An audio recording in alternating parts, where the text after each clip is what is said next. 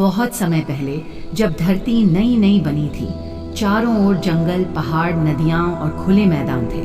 जानवर आज़ाद घूमते थे। तब मनुष्य अभी बहुत कमज़ोर था। वह गुफाओं में रहता, फल फूल खाता और जानवरों से डरता था।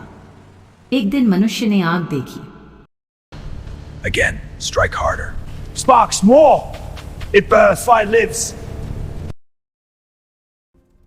This fire keeps the darkness at bay. Aye, and warms the bones. A good night for stories.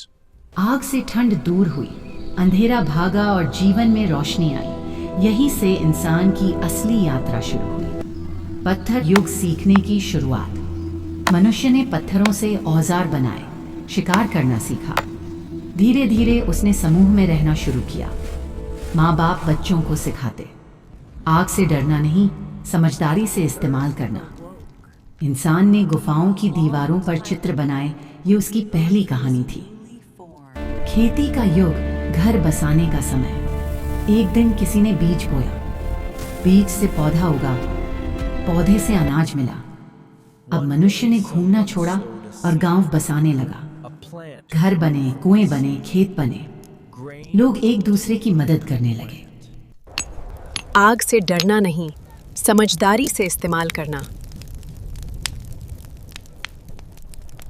यहीं से समाज की शुरुआत हुई। सभ्यताओं का युग, ज्ञान की रोशनी। नदियों के किनारे बड़े नगर बसे। लोगों ने लिखना सीखा, गिनती सीखी। गुरुकुल और विद्यालय बने।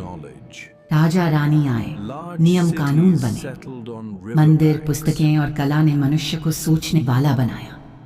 अब इंसान सिर्फ जीता नहीं था, समझने भी लगा था। संघर्ष और परिवर्तन का युग। कुछ लोग सत्ता के लिए लड़ने लगे। युद्ध हुए, कई शहर उजड़े। लेकिन इसी समय कई महापुरुष भी जन्मे, जिनके सत्य, दया और अहिंसा का रास्ता दिखाया।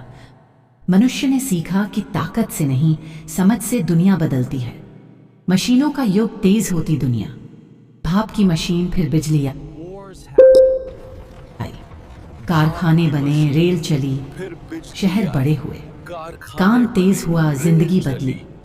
लेकिन साथ में प्रदूषण और भाग दौड़ भी बढ़ी। मनुष्य आगे तो बढ़ा, पर प्रकृति से दूर होने लगा। डिजिटल युग, उंगलियों में दुनिया। अब मोबाइल में पूरी दुनिया है। इंटरनेट से ज्ञान, दोस्ती और काम सब मिलने लगा।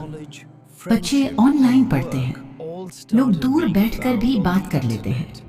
तकनीक ने जीवन आसान बनाया, लेकिन मनुष्य को यह भी सीखना पड़ा, मशीन से ज्यादा इंसान बनकर रहना जरूरी है।